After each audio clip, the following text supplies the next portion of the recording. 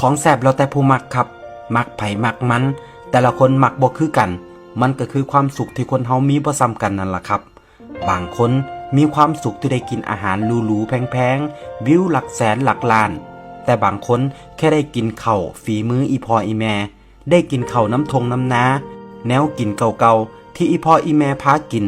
มันก็สุขใจแล้วครับต้นทุนวิถีชีวิตที่แตกต่างกันมันก็เฮ็ดให้คนเฮาสุขไผสุขมันว่ากันบ่ได้เฮาถูกเลี้ยงมาจากแนวกินแบบใดเฮาก็มักอันนั้นบ่แปลกหรอกครับบ่แปลกที่แนวกินบ้านเฮาสิซ่อนความทรงจำความผูกพันไว้ในนั้นกินไปคิดฮอดบ้านไปคิดพอสมัยแต่กี้แต่ก่อนคิดฮอดตอนออกไปหามาอยากมากิน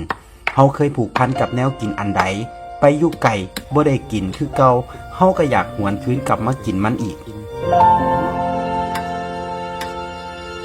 แนวกินหลายอย่างมันกลายเป็นภาพแทนของไทยบ้านเฮาเลยก็ว่าได้ครับแค่เห็นข้าวเหนียวส้มตำลาบก้อยข้างทางหรือแนวกินอีสานบ้านเฮาอยู่ต่างถิ่นเฮาก็คิดฮอดบ้านแล้วแต่เชื่อบ่ครับมันบ่แซ่บสำกับมากินน้ำครอบครัวเฮา